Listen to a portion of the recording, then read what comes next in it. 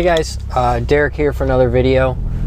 Today I want to talk to you about what I installed recently. So I've been away for a while. I've been really busy, but I actually, if you guys follow me on any social media, you'll know that I installed a AEM water methanol kit in my car, and I went this route as opposed to E85 for a few reasons. Kind of want to talk to you guys about why and kind of what I think of the Meth so far.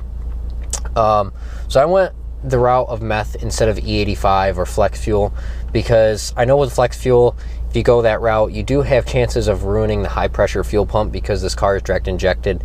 If you run, you know, pure E85 or all E85, but if you run a mix, you won't have any issues, but you also don't get the power you would if you were to run just straight E85. So I kind of wanted to go the route of not having to mix it, and also in the wintertime, especially up north, you know, a lot of people don't get E85 in the wintertime just because it's not that great. So I kind of wanted something that I could run all year round and something like that. And also because the car is direct injected, you get a lot of carbon buildup on the intake valves. So I thought it would be a good idea to get something that would probably help with the carbon buildup. Now, I don't know if there's any sound evidence on it. I just know that it, you know, there's a lot of people in like the BMW and the direct injected forums that do say that it does help. It does help with the buildup. Maybe it doesn't actually clean them, but it does prevent the buildup. So I went this route, and so far I'm really happy with it. If you go, I'm going to post a link in the description for the NASIOC thread, NASIOC, whatever. I posted up in there my whole setup, like how I installed it, the kit that I ran and everything. So I installed an AEM 5 gallon kit, and I stuffed the 5 gallon tank in the trunk underneath the trunk tray. So it fits all underneath there, and I don't have a spare tire anymore. So it fits underneath there, and it's awesome. So far I've had it installed for like a month and a half, maybe even 2 months, and I've gone through roughly like 5 to 6 gallons of it. And based on my calculations, how I made it, it's roughly like $30 in meth. So I've gone through essentially $30 in methanol over the course of 2 months, or a month and a half, or however you want to do it. So what I do is I go out and I buy VP Racing Fuel M1, and I mix it with distilled water, and that's how I make it. And you don't actually mix it 50-50 by weight or by volume, you mix it 50-50 by weight. So I get a 5 gallon jug of VP, and I mix it with 4 gallons of distilled water, and that's how I do it. So far I've only gone through $30 worth, but I also want to tell you how much power I've made. So if you guys follow me on like Instagram or whatever, you guys would have seen the power that I've made. But I'm currently at like 350 wheel horsepower and 350 foot-pounds of torque, whereas before it was like 305 horsepower and 315 torque.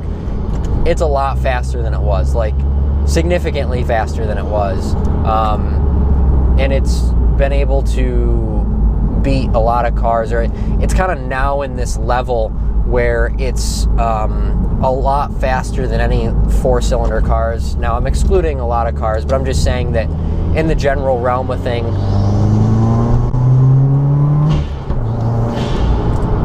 it's a lot faster than a lot of the cars that you used to be able to compete with.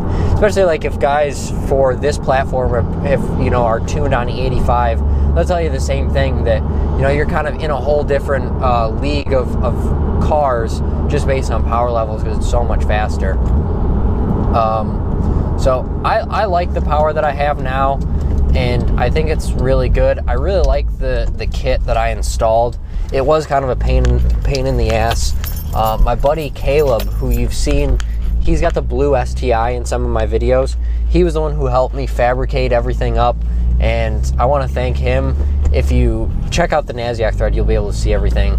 But I went with Meth for that reason and all of those reasons. I know it's kind of scattered here, but there's just so many things to talk about as regards to Meth. If you guys have any questions at all, please let me know. I'm really happy that I installed Meth. I really don't know what else to say. I went with the Meth install. I really like it. So far, I haven't had any issues with it. The fail-safe's never triggered. If you look over on my switch panel, I know you guys can't see it, but if you look in the thread, you can see the pictures of it. I've got the LED showing up and a toggle to be able to turn it on and off. But so far, I like it. I was always worried about having to constantly fill up the tank, but with the 5-gallon tank, it's really not an issue. I haven't had any issues with it. It's always full. I check it every once in a while. I may fill it once every 2 weeks. You know, it's not a big deal. Just top it off. But so far, I'm really happy. I'm glad I went with it over E85. I really like how it is. It's made really good power, and I know there's a lot of like stereotypes saying, oh no, you shouldn't run Meth, you know, it's not a good idea. I say totally go for it. It's awesome. I would go for it more than E85, just because if you go 85 you don't get the gas mileage, but with Meth you do, because it's only, in my case, it only turns on if I'm 10 psi and above. So I mean, how many times are you really 10 psi and above? I mean, if you're driving nuts all the time, then yeah, but in my case I drive pretty easy, so it's hardly ever on. I like it. You do get a lot colder intake temps in the summer. So like in the summer, if my intercooler was up over 100 degrees, once you start getting on it, it starts coming down because I got the Grimmspeed intercooler. But even with the Meth, it'll go 20 degrees below ambient, which is awesome. But now that it's getting colder, it won't go that low, but it still gets pretty low. I'm really happy with the Meth. If you guys have any questions at all, please let me know. I think that's going to be it. I may post in some like video clips so you can see the dash when I get on it and stuff like that. But if you have any questions, please send me like a message on Instagram or whatever. I'll be happy to answer any of your questions. Thank you, and catch you in the next video. See ya.